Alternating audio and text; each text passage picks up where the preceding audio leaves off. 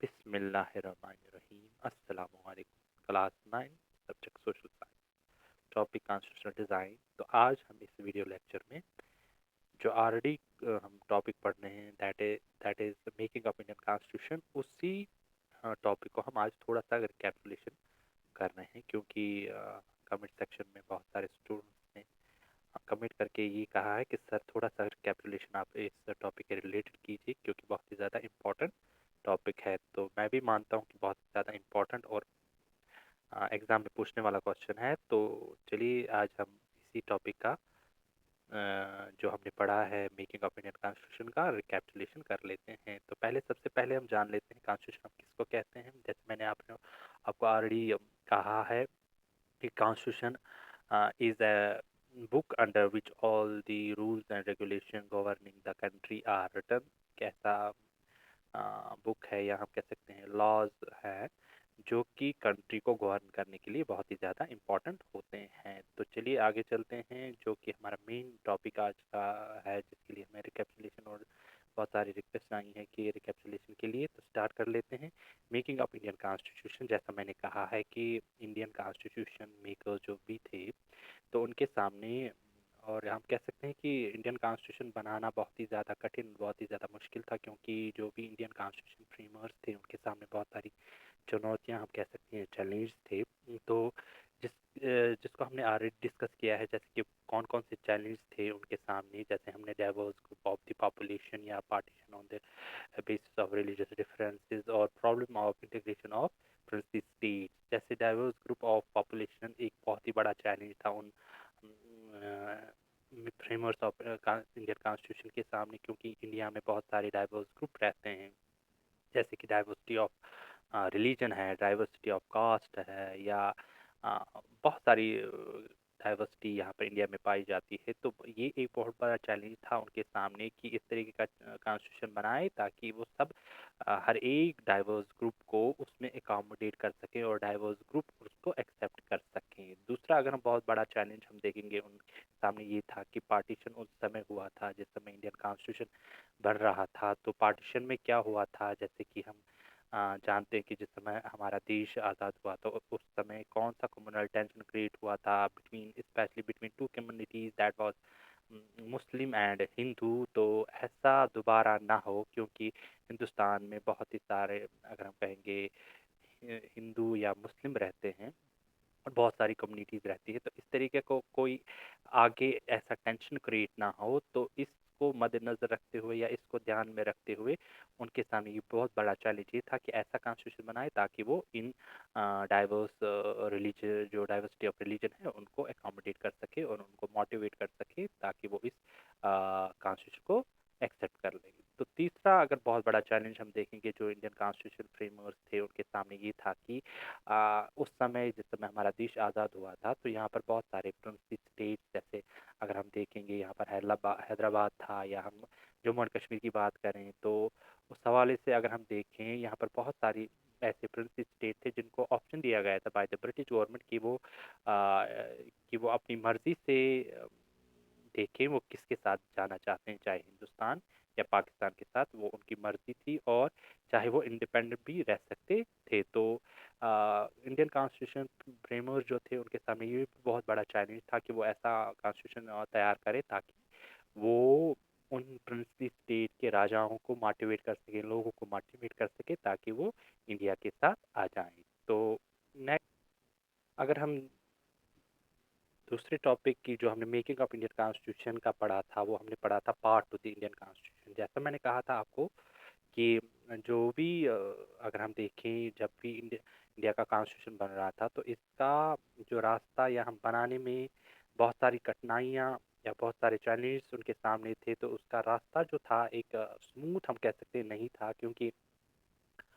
बहुत सारी मुश्किलात थी। जैसे कि हमने यहाँ पर देखा था इस टॉपिक के रिलेटेड कि अ, अगर हिंदुस्तान की बात करें, जब हिंदुस्तान अपना कॉन्स्टिट्यूशन बना रहा था, तो साउथ अफ्रीका का कॉन्स्टिट्यूशन हमने पढ़ा, तो उसमें हमने देखा कि साउथ अफ्रीका को फर्स्ट हैंड अगर हम कह सकें, या उनके पास ऐसा ऐसा नॉलेज नहीं था कि वो अपना कॉन्स्टिट्यूशन, या उनके सामने कुछ ऐसा, हाँ, हम कहेंगे कि ब्लूप्रिंट नहीं था कि वो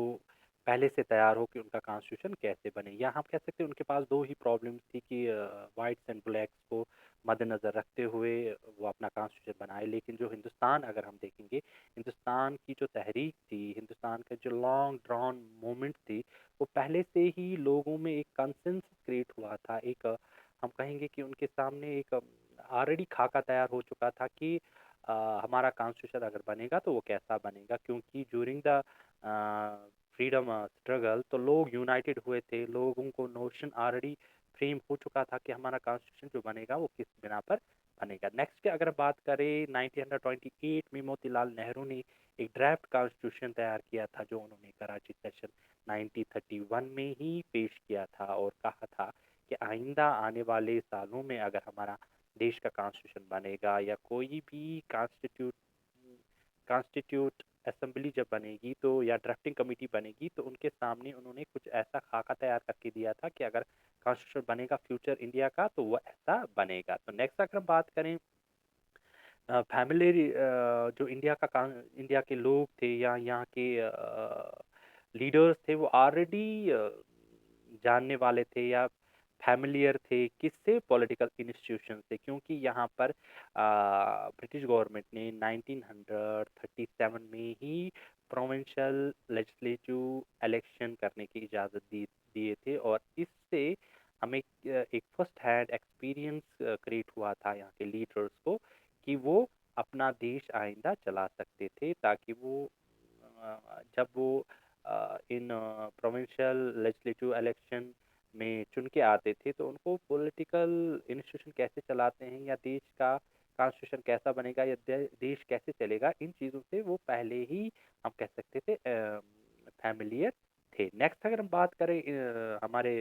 देश के कॉन्स्टिट्यूशन की, that was the Indian constitution adopted so many things from the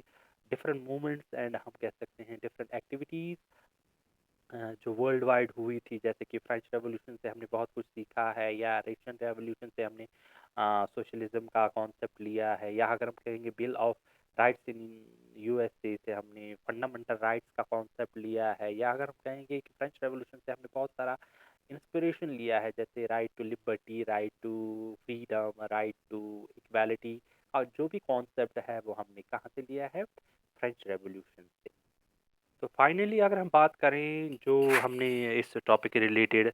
पढ़ा था, दैट वाज कॉन्स्टिट्यूएंट असेंबली के बारे में, क्योंकि कॉन्स्टिट्यूएंट असेंबली एक इलेक्टेड रिप्रेजेंटेटिव की बॉडी थी जिनको जिम्मेदारी दी गई थी कि वो देश का कॉन्स्टिट्यूशन बनाए, और ये इलेक्टेड जो रिप्रेजेंटेटिव्स थे वो वो थे members of the constituent assembly. Constituent assembly हम कह सकते हैं उस ग्रुप ऑफ पीपल को जिन्होंने हमारा कॉन्स्टिट्यूशन, देश का कॉन्स्टिट्यूशन बनाया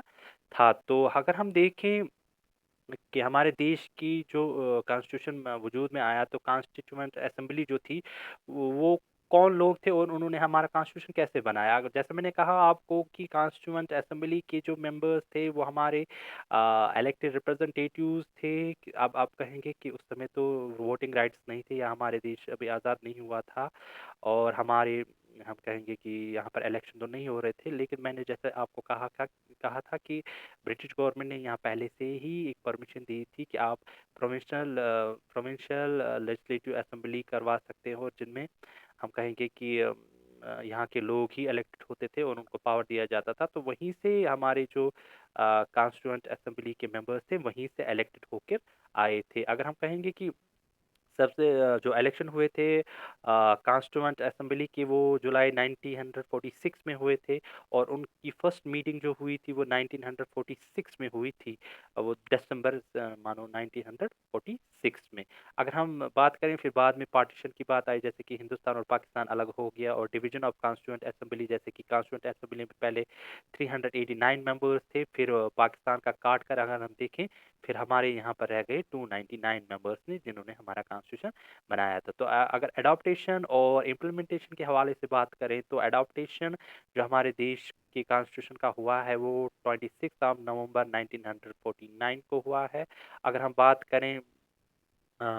इम्प्लीमेंटेशन, जब जो हमारा कॉन्स्टिट्यूशन इम्प्लीमेंट हुआ है वो 26 ऑफ जनवरी 1950 को हुआ है, जिसको हम रिपब्लिकन डे के ज़रिए मनाते हैं। तो मिलते हैं नेक्स्ट वीडियो में इसी चैप्टर को आगे बढ़ाते हुए। टिल देन, खुदा हाफ़िज़।